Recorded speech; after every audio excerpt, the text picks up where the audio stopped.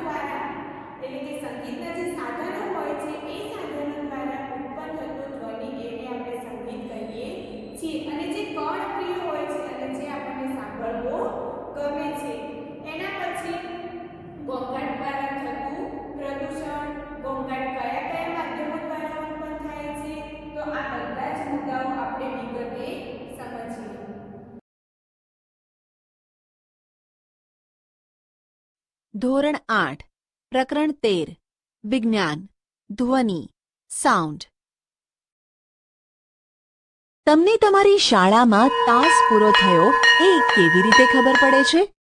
જ્યારે કોઈ દરવાજો ખખડાવે કે તમે ડોરબેલનો ધ્વનિ સાંભળો છો ત્યારે તમને સહેલાઈથી ખબર પડી જાય છે કે કોઈ તમારા દરવાજા પાસે ઊભું છે.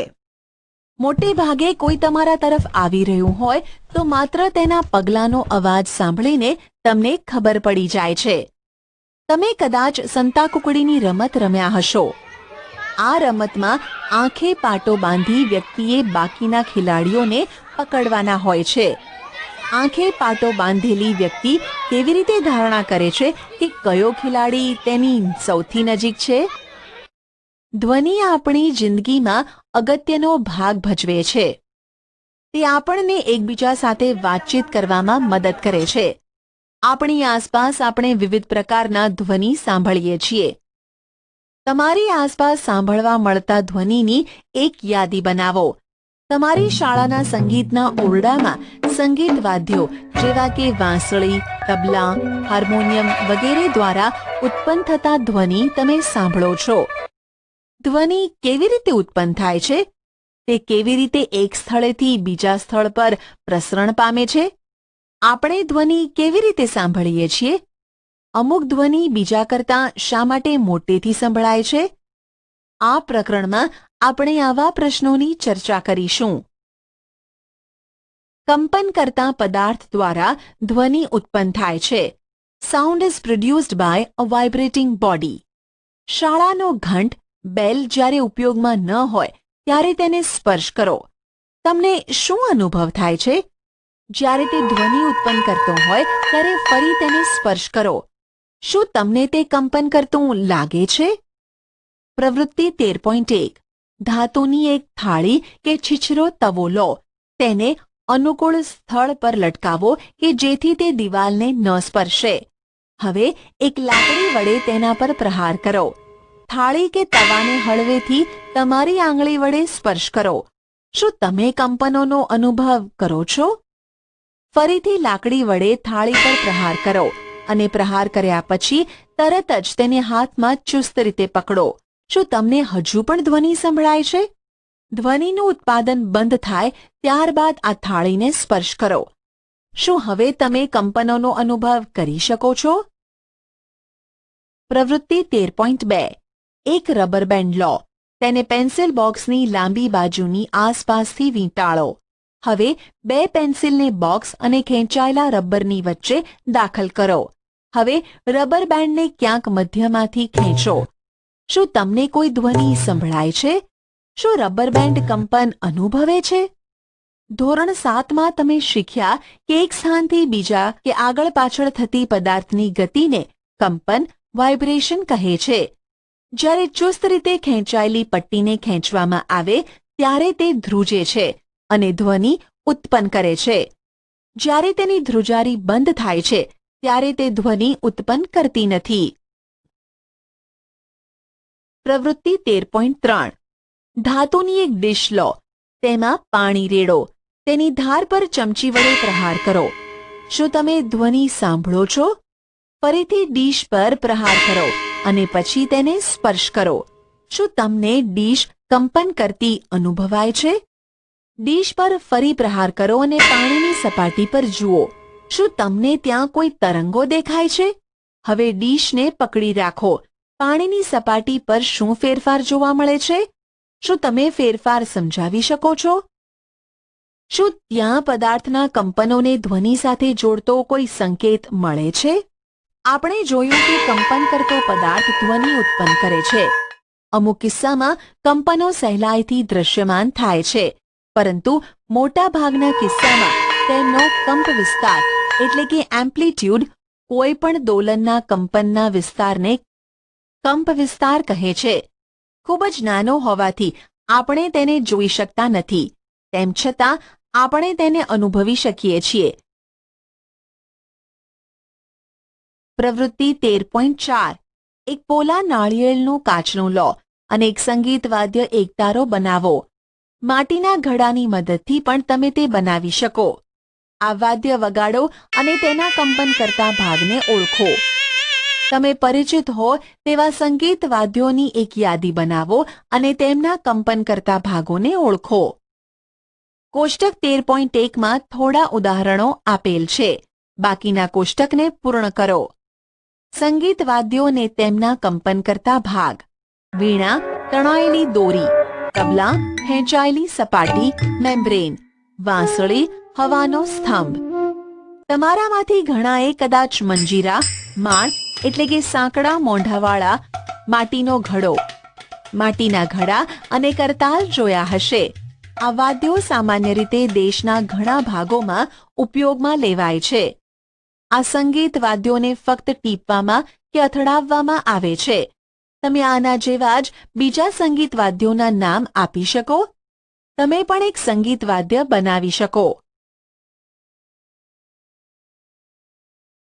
પ્રવૃત્તિ 13.5 6 થી 8 પ્યાલા કે ડબલા લો.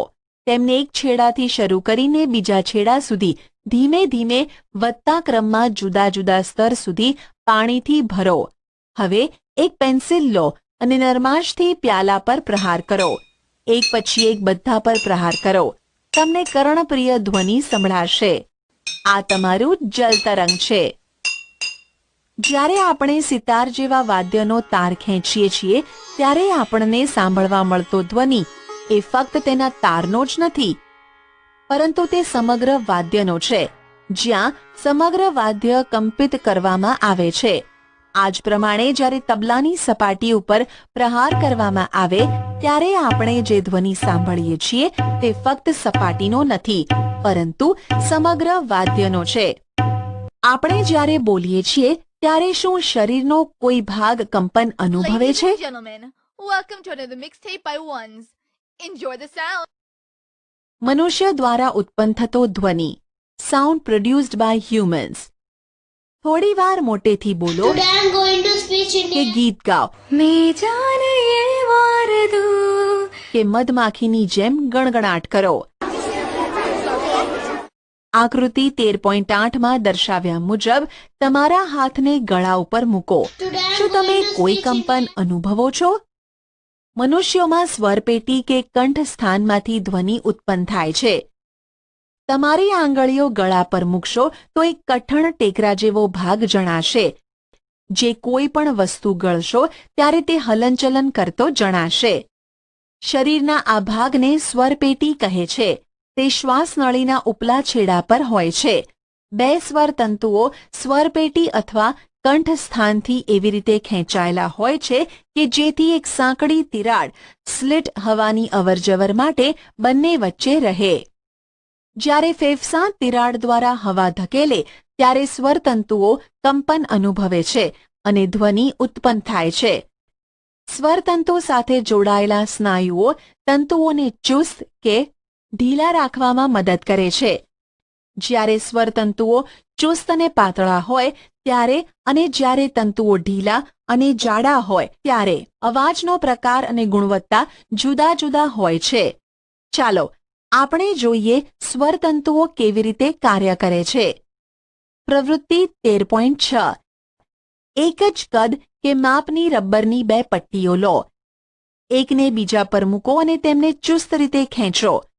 હવે તેમની વચ્ચેની જગ્યામાં હવા ફૂંકો. જેમ ખેંચાયેલી રબરની પટ્ટી વચ્ચેથી હવા ફૂંકાય છે તેમ ધ્વનિ ઉત્પન્ન થાય છે.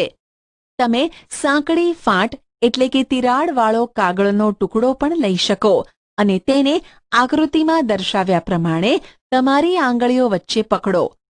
હવે ફાંટમાં ફૂંક મારો અને ધ્વનિ સાંભળો. આપણા સ્વરતંતુઓ સમાન રીતે ધ્વનિ ઉત્પન્ન કરે છે.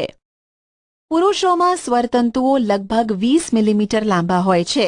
સ્ત્રીઓમાં તેઓ લગભગ 5 મિલીમીટર જેટલા ટૂંકા હોય છે. બાળકોમાં સ્વરતંતુઓ ઘણા ટૂંકા હોય છે. આ કારણે જ પુરુષો, સ્ત્રીઓ અને બાળકોના અવાજ જુદા જુદા હોય છે.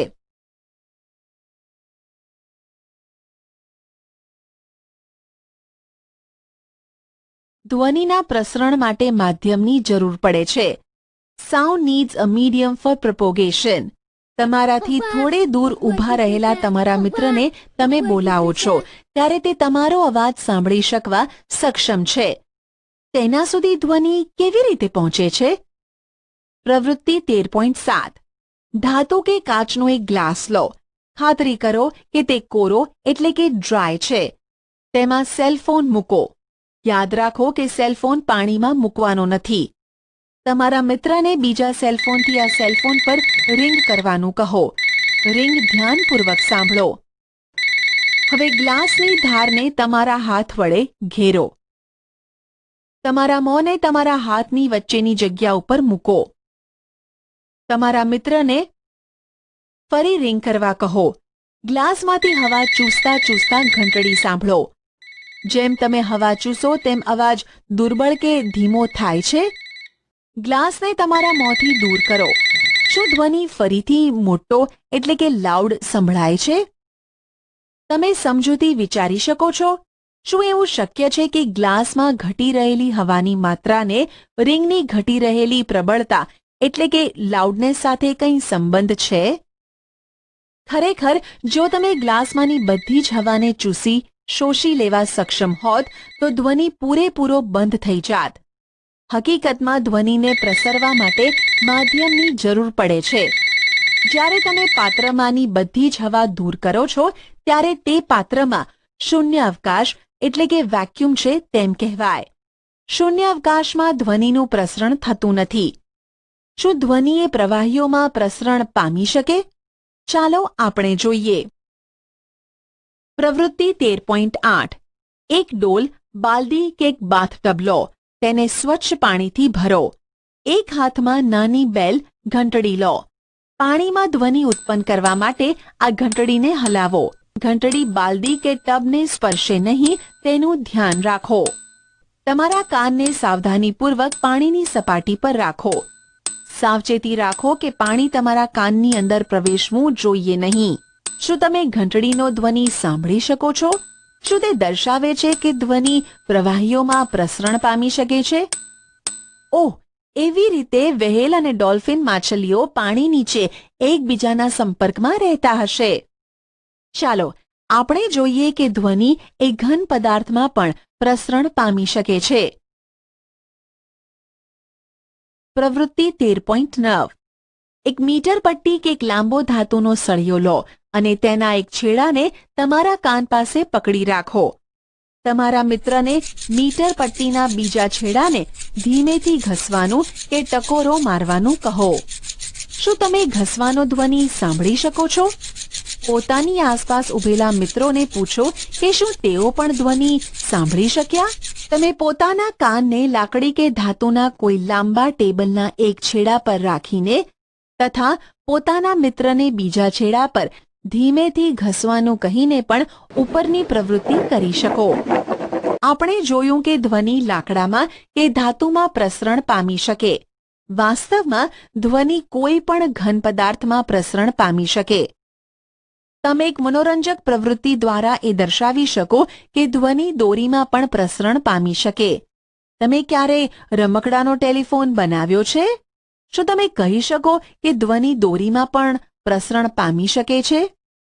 અત્યાર સુધી આપણે શીખ્યા કે કંપન કરતી વસ્તુઓ ધ્વનિ ઉત્પન્ન કરી શકે છે તથા તે કોઈ પણ માધ્યમમાં બધી દિશાઓમાં પ્રસરણ પામી શકે છે. આ ધ્વનિને આપણે કેવી રીતે સાંભળીએ છીએ? આપણે આપણા કાન વડે ધ્વનિ સાંભળીએ છીએ. We hear sound through our ears. કાનના બહારના ભાગનો આકાર ગરણી જેવો છે. જ્યારે ધ્વનિ તેમાં પ્રવેશે છે ત્યારે તે કર્ણનાળ એટલે કે કેનાલ મારફતે કર્ણપટલ સુધી પહોંચે છે, જેની પાતળી સપાટી ચુસ્ત રીતે ખેંચાયેલી હોય છે. તેને કાનનો પડદો એટલે કે ઇયરડ્રમ પણ કહે છે. તે એક મહત્વપૂર્ણ કાર્ય કરે છે. કાનનો પડદો શું કાર્ય કરે છે તે સમજવા માટે ચાલો આપણે પાતળા ધાતુના ડબ્બાનું કાનના પડદાનું મોડલ બનાવીએ. પ્રવૃત્તિ 13.10 એક પ્લાસ્ટિક કે ટીનનો ડબ્બો લો. તેના છેડાઓ કાપી નાખો. એક રબરના ફુગ્ગાના ટુકડાને ટીનના એક છેડા પર રબર બેન્ડથી બાંધો. સૂકા કઠોળના 4 કે 5 દાણા ખેંચાયેલા રબર પર મૂકો. હવે તમારા મિત્રને ખુલ્લા છેડા તરફથી હુર્રે હુર્રે બોલવાનું કહો. કઠોળના દાણાનું અવલોકન કરો. શા માટે દાણા ઉપર નીચે કૂદકા મારે છે? કાનનો પડદો એ ખેંચાયેલા રબરના પડ જેવો હોય છે. ધ્વનિના કંપનો કાનના પડદાને કંપિત કરે છે. કાનનો પડદો કંપનોને આંતરિક કાન સુધી મોકલે છે. ત્યાંથી ધ્વનિના તરંગોને મગજ સુધી પહોંચાડવામાં આવે છે. આ પ્રકારે આપણે ધ્વનિને સાંભળીએ છીએ. આપણે આપણા કાનમાં ક્યારેય તીક્ષ્ણ, અણીદાર કે સખત વસ્તુ નાખવી જોઈએ નહીં. તે કાનના પડદાને નુકસાન કરી શકે છે, જેનાથી શ્રવણ એટલે કે સાંભળવાની શક્તિ ઓછી થઈ શકે છે. કંપનનો કંપવિસ્તાર, આવર્તકાળ અને આવૃત્તિ. Amplitude, time period and frequency of a vibration. આપણે શીખ્યા છીએ કે કોઈ પદાર્થને વારે વારે આમ તેમ ગતિ કરવાને પદાર્થનું કંપન કહે છે. આ ગતિને દોલિત ગતિ, ઓસિલેટરી મોશન પણ કહે છે. તમે તમારા અગાઉના વર્ગોમાં દોલિત ગતિ અને તેના આવર્તકાળ વિશે શીખી ગયા છો. 1 સેકન્ડ દીઠ થતા દોલનોની સંખ્યાને દોલનની આવૃત્તિ કહે છે. આવૃત્તિને હર્ટ્ઝ એકમ દ્વારા દર્શાવવામાં આવે છે. તેનો સંકેત હર્ટ્ઝ છે. જો 1 સેકન્ડ દીઠ 1 દોલન થાય તો આવૃત્તિ 1 હર્ટ્ઝ કહેવાય છે. જો એક પદાર્થ 1 સેકન્ડમાં 20 વખત દોલન પૂરા કરે તો તેની આવૃત્તિ શું હશે?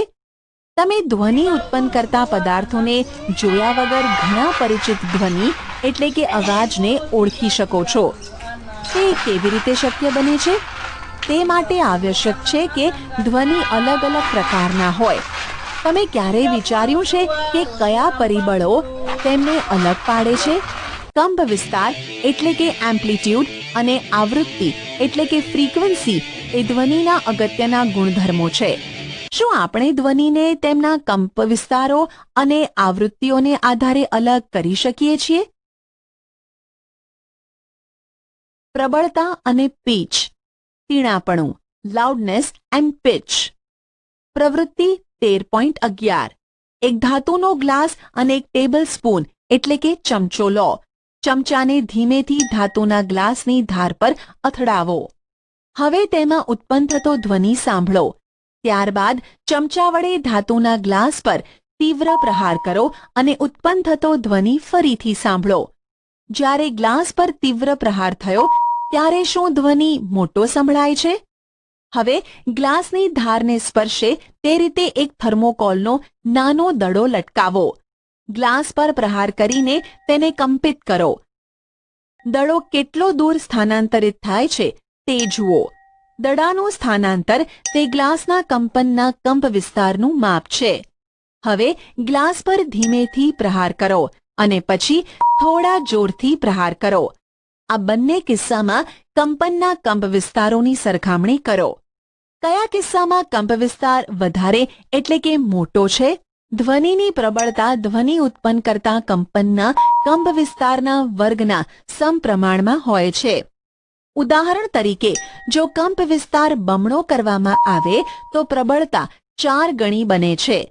પ્રબળતા ડેસિબલ એકમમાં દર્શાવવામાં આવે છે. નીચેનું કોષ્ટક જુદા જુદા ઉદ્ગમોમાંથી આવતા ધ્વનિની પ્રબળતાનો ખ્યાલ આપે છે. સામાન્ય શ્વાસ 10 ડેસિબલ, મંદ ગુસપુસ 5 મીટર સુધીમાં 30 ડેસિબલ, સામાન્ય વાતચીત કે વાર્તાલાપ 60 ડેસિબલ, વ્યસ્ત ટ્રાફિક 70 ડેસિબલ, સરેરાશ ફેક્ટરી 80 ડેસિબલ. 80 ડેસિબલથી વધારે પ્રબળ ધ્વનિ શારીરિક રીતે કષ્ટદાયક હોય છે. ધ્વનિની પ્રબળતા તેના કંપ વિસ્તાર પર આધાર રાખે છે. જ્યારે કંપનનો કંપ વિસ્તાર વધારે હોય તો ઉત્પન્ન થતો ધ્વનિ મોટો હોય છે. જ્યારે કંપ વિસ્તાર નાનો હોય છે ત્યારે ઉત્પન્ન થતો ધ્વનિ નબળો એટલે કે મંદ હોય છે. કોઈ બાળકના ધ્વનિની સરખામણી પુખ્ત વ્યક્તિના ધ્વનિ સાથે કરો. શું ત્યાં કોઈ તફાવત છે? જો બે ધ્વનિ સમાન રીતે જોરથી કે મોટેથી બોલાયેલા હોય તેમ છતાં તેઓ કેટલીક રીતે જુદા પડે છે. ચાલો આપણે જોઈએ કેવી રીતે તે જુદા પડે છે. હું આશ્ચર્યચકિત છું કે મારા અવાજ મારા શિક્ષકના અવાજથી જુદો છે. ધ્વનિનું તીણાપણું, શ્રિલનેસ, પિચ તેની આવૃત્તિ નક્કી કરે છે. Welcome to another. જો કંપનની આવૃત્તિ વધારે હોય તો આપણે કહીએ છીએ કે અવાજ તીણો છે અને તેની પીચ વધારે છે. જો કંપનની આવૃત્તિ ઓછી હોય તો આપણે કહીએ છીએ કે ધ્વનિનો પિચ તીણાપણું ઓછો છે. ઉદાહરણ તરીકે ડ્રમ એ ઓછી આવૃત્તિથી કંપન કરે છે, તેથી તે ઓછા પિચવાળો ધ્વનિ ઉત્પન્ન કરે છે. જ્યારે બીજી બાજુ સિસોટીની આવૃત્તિ વધારે હોય છે, તેથી તે વધારે પિચવાળો ધ્વનિ ઉત્પન્ન કરે છે. પક્ષી ઉચ્ચ પિચવાળો ધ્વનિ ઉત્પન્ન કરે છે, જ્યારે સિંહની ગર્જનાનો પિચ ઓછો હોય છે. જો કે સિંહની ગર્જના ઘણી વધારે પ્રબળ હોય છે, જ્યારે પક્ષીઓનો ધ્વનિ દુર્બળ હોય છે. આપણે દરરોજ બાળકો અને પુખ્ત વ્યક્તિઓના અવાજ સાંભળીએ છીએ. શું તમને તેમના અવાજમાં કોઈ તફાવત જોવા મળે છે? શું તમે કહી શકો કે બાળકના ધ્વનિની આવૃત્તિ એ પુખ્ત વયના વ્યક્તિના ધ્વનિની આવૃત્તિ કરતાં વધારે હોય છે? સામાન્ય રીતે સ્ત્રીના અવાજની આવૃત્તિ વધારે હોય Yes, છે sir. અને તે Yes, sir. પુરુષના અવાજ Yes, કરતાં sir. તીણો હોય છે. Yeah. શ્રાવ્ય અને અશ્રાવ્ય ધ્વનિ, ઓડિબલ એન્ડ ઇનઓડિબલ સાઉન્ડ્સ. આપણે જાણીએ છીએ કે ધ્વનિની ઉત્પત્તિ માટે આપણને કંપન કરતા પદાર્થની જરૂર પડે છે. શું આપણે બધા જ કંપન કરતા પદાર્થોના ધ્વનિ સાંભળી શકીએ છીએ? હકીકત એ છે કે 20 કંપન પ્રતિ સેકન્ડ 20 હર્ટ્ઝ કરતાં ઓછી આવૃત્તિવાળા ધ્વનિ મનુષ્યના કાન વડે પારખી શકાતા નથી. આવા ધ્વનિ અશ્રાવ્ય કહેવાય છે. બીજી બાજુ 20,000 કંપન પ્રતિ સેકન્ડ કરતાં વધારે આવૃત્તિવાળા ધ્વનિ પણ મનુષ્યના કાન માટે અશ્રાવ્ય છે.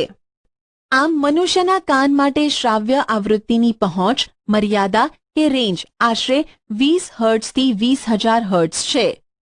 અમુક પ્રાણીઓ 20,000 હર્ટ્ઝથી વધારે આવૃત્તિવાળા ધ્વનિ સાંભળી શકે છે. શ્વાન, ડોગ્સ આ ક્ષમતા ધરાવે છે. પોલીસ કર્મીઓ ઉચ્ચ આવૃત્તિનો ધ્વનિ ઉત્પન્ન કરવાવાળી સિસોટીઓનો ઉપયોગ કરે છે, જે શ્વાન સાંભળી શકે છે, પરંતુ મનુષ્યો સાંભળી શકતા નથી. ઘણી તબીબી સમસ્યાઓની તપાસ કરવા અને પગેરું મેળવવા માટે 20,000 હર્ટ્ઝથી ઉચ્ચ આવૃત્તિ પર કાર્ય કરતા અલ્ટ્રાસાઉન્ડ સાધનોથી પણ આપણે પરિચિત છીએ. ઘોંઘાટ અને સંગીત, નોઇઝ એન્ડ મ્યુઝિક. આપણી આસપાસ આપણે વિવિધ પ્રકારના ધ્વનિ સાંભળીએ છીએ. શું આ ધ્વનિ હંમેશા ખુશી આપે છે? શું ક્યારેક ધ્વનિ તમારા માટે અગવડનું કારણ બને છે? અમુક ધ્વનિ કાન માટે સુખદ લાગે છે, જ્યારે અમુક લાગતા નથી. ધારો કે તમારી પડોશમાં બાંધકામ કન્સ્ટ્રક્શન ચાલી રહ્યું છે. શું કન્સ્ટ્રક્શન સ્થળ સાઇટ પરથી આવતો ધ્વનિ સુખદ લાગે છે? શું તમે બસ કે ટ્રકના હોર્ન દ્વારા ઉત્પન્ન થતો ધ્વનિ માણો છો? એ ગમે છે? આવા અસુખદ ધ્વનિને ઘોંઘાટ એટલે કે નોઇઝ કહેવાય છે. ક્લાસરૂમમાં જો બધા જ વિદ્યાર્થીઓ એકસાથે બોલે તો ઉત્પન્ન થતો ધ્વનિ શું કહેવાય? બીજી બાજુ સંગીત વાદ્યો દ્વારા ઉત્પન્ન થતા ધ્વનિને તમે માણો છો, આનંદ લો છો. સંગીતનો ધ્વનિ એટલે કે મ્યુઝિકલ સાઉન્ડ એ કાનને ખુશી આપે છે. હાર્મોનિયમ વડે ઉત્પન્ન થતો ધ્વનિ એ સંગીત ધ્વનિ છે. સિતારનો તાર પણ સંગીત ધ્વનિ આપે છે. પરંતુ જો સંગીત ધ્વનિ પણ બહુ મોટો બને તો શું તે કર્ણપ્રિય રહેશે?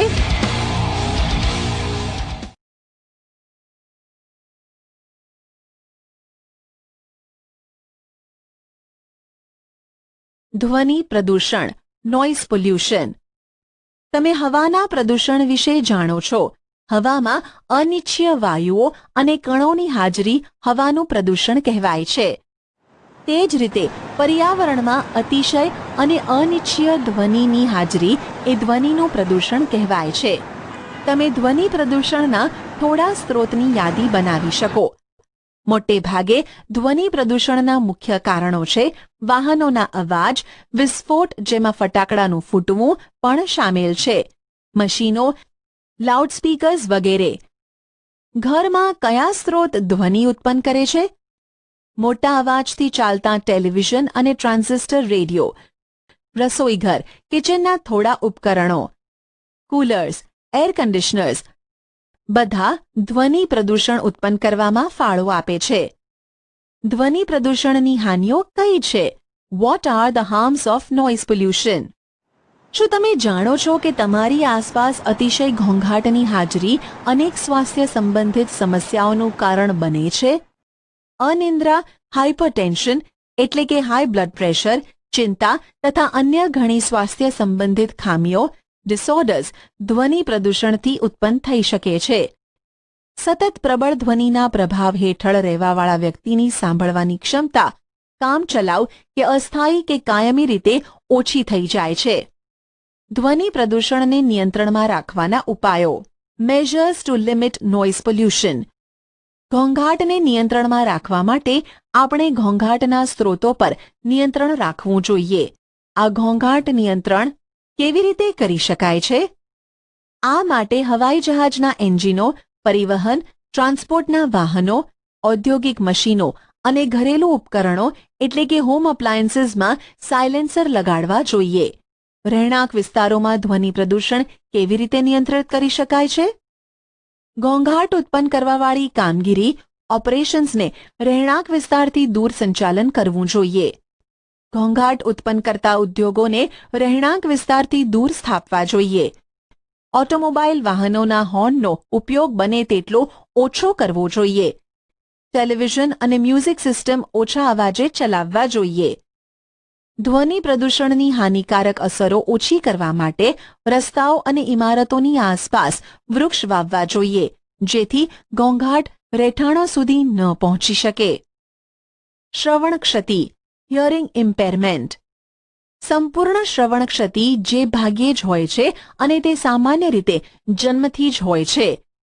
આંશિક અશક્તતા સામાન્ય રીતે કોઈ બીમારી, ઈજા કે ઉંમરને કારણે હોય છે. સાંભળવાની ક્ષમતા ઓછી હોય તેવા બાળકોને ખાસ દેખભાળની જરૂર પડે છે. આવા બાળકો સંકેત ભાષા, સાઇન લેંગ્વેજ શીખીને અસરકારક રીતે સંપર્ક કરી શકે છે. કારણ કે બોલવાની ક્રિયા, સ્પીચ એ સાંભળવાની ક્રિયા, હિયરિંગના પરિણામ સ્વરૂપે વિકસે છે. તેથી શ્રવણ અશક્તતાને લીધે પીડાતા બાળકોની બોલવાની શક્તિ પણ દોષપૂર્ણ હોઈ શકે છે. પ્રૌદ્યોગિક સાધનોએ, ટેકનોલોજીકલ ડિવાઇસીસ શ્રવણ ક્ષતિગ્રસ્ત વ્યક્તિઓના જીવનની ગુણવત્તામાં સુધારાને શક્ય બનાવી દીધું છે. શ્રવણ ક્ષતિગ્રસ્ત વ્યક્તિઓની રહેણીકરણીની વ્યવસ્થામાં સુધારો કરવા માટે સમાજ ઘણું બધું કરી શકે છે. પારિભાષિક શબ્દો. કંપ વિસ્તાર, એમ્પ્લિટ્યુડ. શ્રાવ્ય, ઓડિબલ. કાનનો પડદો, ઇયરડ્રમ. Hertz, hertz. કંઠનળી, લેરિંગ્સ. અવાજની પ્રબળતા, લાઉડનેસ. ઘોંઘાટ, નોઇઝ. દોલન, ઓસિલેશન. Pitch, pitch. પીણાપણું, શ્રિલનેસ. આવર્તકાળ, ટાઈમ પીરિયડ. કંપન, વાઇબ્રેશન. સ્વરપેટી, વોઇસ બોક્સ. શ્વાસનળી, વિન્ડપાઇપ.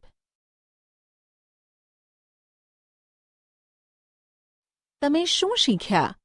કંપન કરતી વસ્તુઓ દ્વારા ધ્વનિ ઉત્પન્ન થાય છે. મનુષ્યોમાં સ્વરતંતુઓનું કંપન ધ્વનિ ઉત્પન્ન કરે છે. ધ્વનિ માધ્યમ દ્વારા પ્રસરે છે. વાયુ, પ્રવાહી કે ઘન. તે શૂન્યાવકાશમાં પ્રસરણ ન પામી શકે. કાનનો પડદો ધ્વનિના કંપનોનો અનુભવ કરે છે. તે આ સંકેતોને મગજ સુધી મોકલે છે. આ પ્રક્રિયાને શ્રવણ કહે છે. 1 સેકન્ડમાં થતા દોલનો કે કંપનોની સંખ્યાને દોલનની આવૃત્તિ કહે છે. આવૃત્તિને હર્ટ્ઝમાં દર્શાવવામાં આવે છે.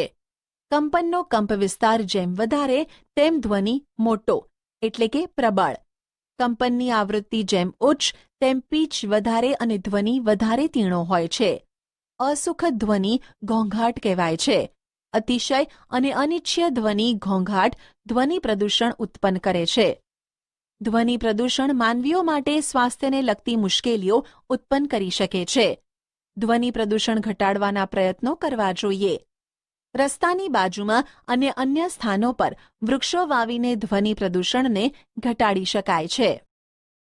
સાચો વિકલ્પ પસંદ કરી સબમિટ બટન પર ક્લિક કરો. ધ્વનિની પ્રબળતા કયા એકમમાં દર્શાવવામાં આવે છે?